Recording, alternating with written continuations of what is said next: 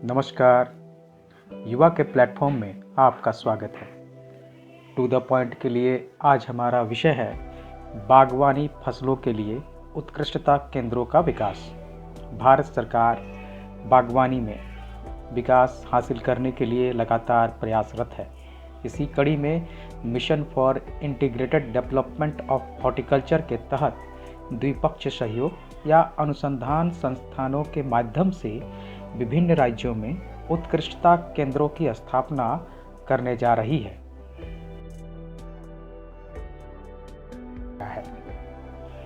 उत्कृष्टता केंद्र किसानों को बागवानी में उन्नत पैदावार का प्रशिक्षण देने व आधुनिक खेती के तौर तरीके सिखाने में काफ़ी मददगार होते हैं।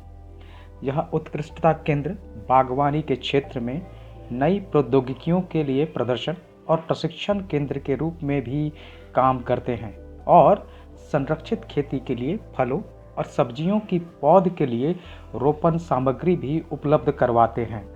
उत्कृष्टता केंद्र फसल की कटाई के बाद के प्रबंधन, सिंचाई और उर्वरता, पौधों की सुरक्षा, नई किस्मों का परिचय, परागण सहित कई क्षेत्रों में प्रौद्योगिकी और जानकारियों को किसानों को मुहैया कराते हैं। अभी हाल में कितने उत्कृष्टता केंद्रों को केंद्र द्वारा मंजूरी मिली है।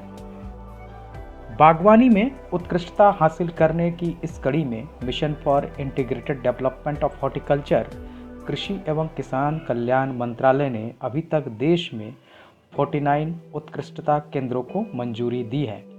इन 49 उत्कृष्टता केंद्रों में से 3 उत्कृष्टता केंद्रों को 9 मार्च 2023 को मंजूरी मिली।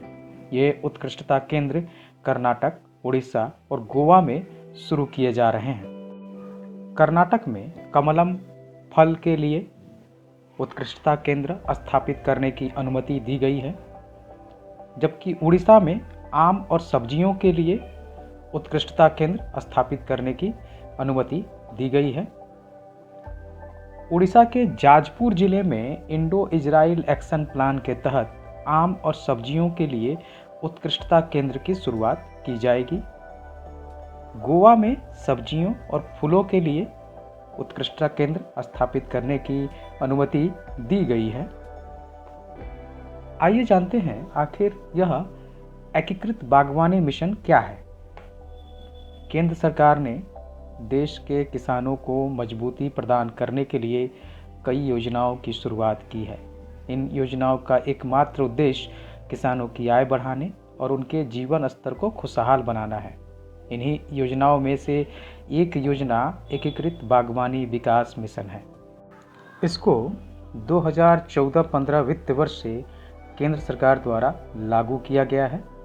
इस योजना का मकसद देश भर में फलों, सब्जियों, जड़ व कंद फसलों, मशरूम, मसाले, फूल, सुगंधित पौधों, नारियल, काजू, कोको और बांस इत्यादि के उत्पादन को बढ़ाना है। बागवानी क्षेत्र का भारतीय कृषि अर्थव्यवस्था में महत्वपूर्ण योगदान है।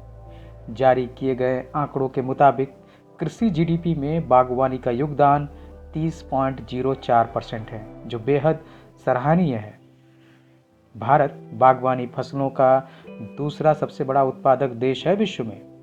भारत का बीते कुछ दशकों में बागवानी फसलों की तरफ रुझान बढ़ा है।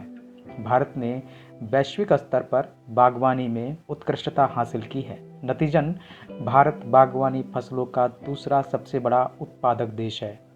एक आंकड़े के अनुसार दुनिया में उत्पादित होने वाली कुल फल व सब्जियों का 12% हिस्सा भारत में ही पैदा होता है। भारत केला, आम, अनार, चीकू, नींबू, आंवला जैसे फलों का सबसे बड़ा उत्पादक है।